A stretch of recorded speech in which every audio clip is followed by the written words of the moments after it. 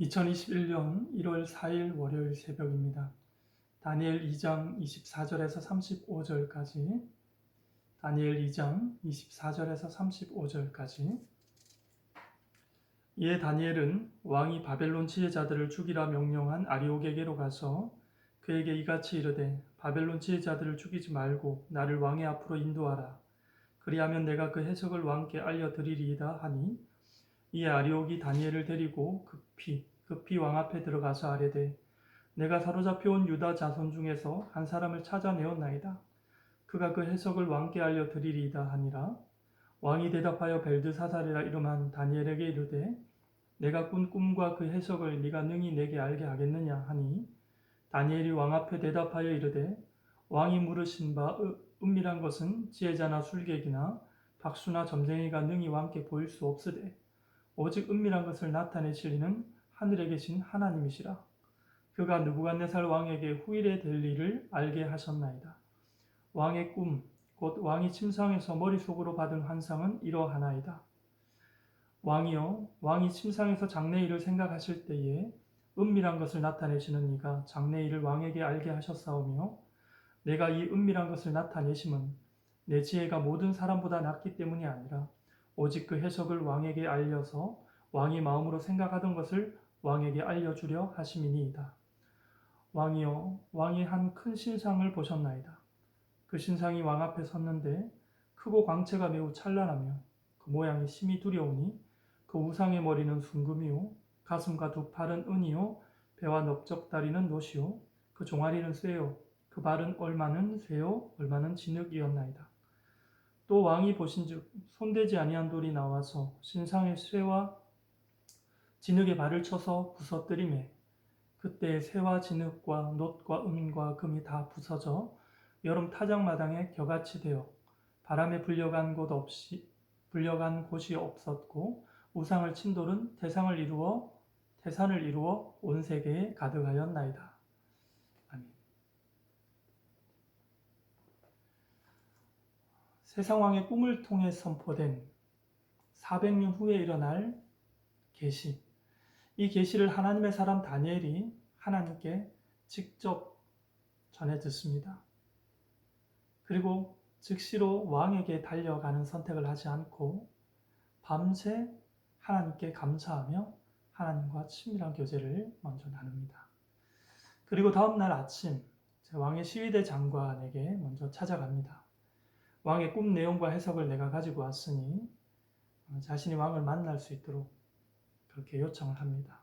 그리고 아울러서 내가 왕 뵙고 나올 때까지 바벨론 지혜자들을 죽이지 말도록 먼저 당부를 해놓습니다.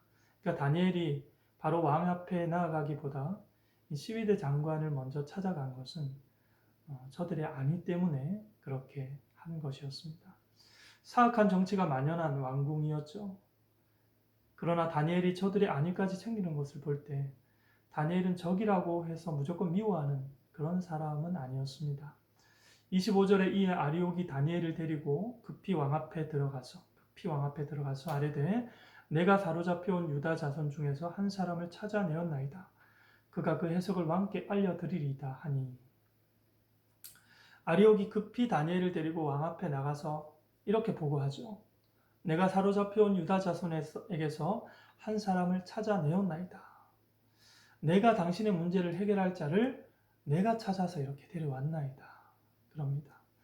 아마도 이 시위대 장관인 아리옥과 다니엘이 모종의 협상이 있었던 것 같습니다.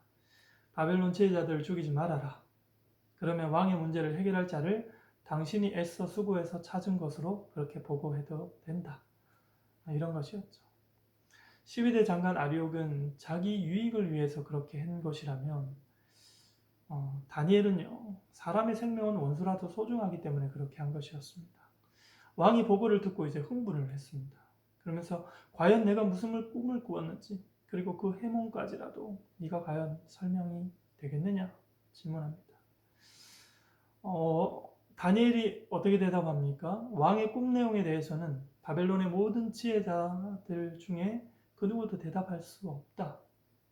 오직 하늘에 계신 하나님만 그 비밀을 드러내실 수가 있다. 이렇게 보고를 합니다. 여기서 거룩하신 하나님의 이름이 보고됩니다. 사실 왕은요, 하나님의 존재와 그분에 대해서는 별로 관심이 없었고 보다 꿈 내용과 해몽에 훨씬 더 관심이 많았습니다. 왕의 입장에서는 그렇지만 오늘 이 설교를 듣는 우리들 입장에서, 오늘 이 성경을 보는 후대의 주님의 자손 입장에서는 다니엘은 하나님을 드러내는 일이 너무 자연스러운 것을 우리는 보셔야 합니다.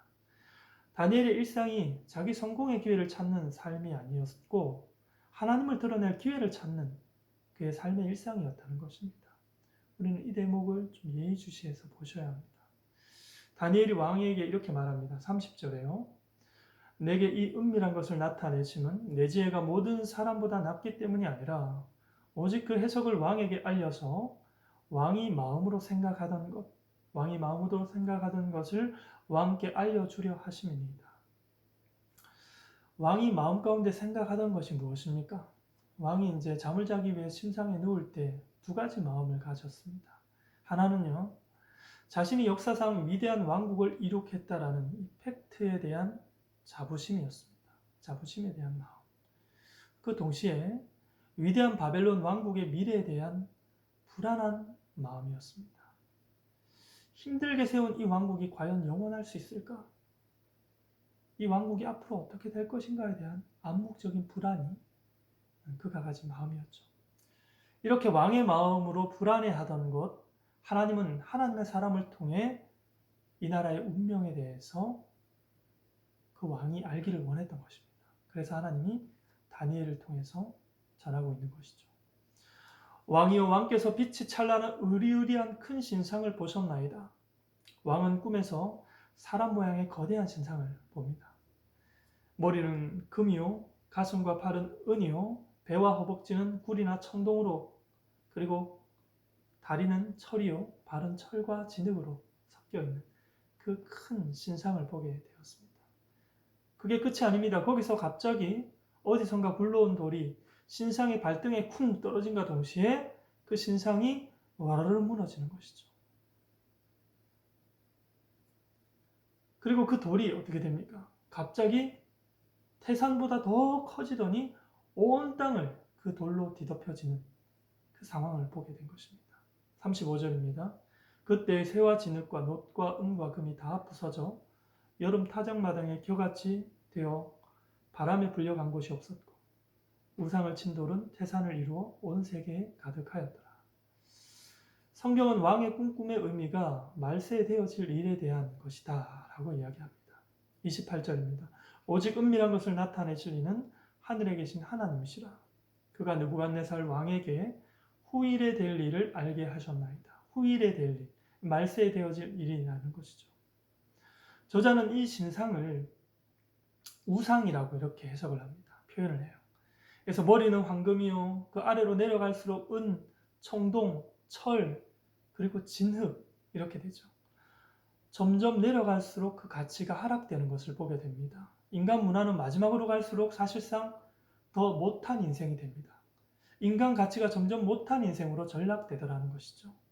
이것이 400년 후에 되어질 예언인데 그렇게 인간의 가치를 설명하고 있는 대목인 것이죠.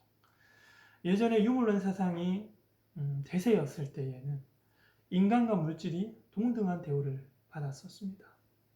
지금은 어떻습니까, 여러분? 제가 대우라고 대접이라는 이런 표현을 쓰는데요.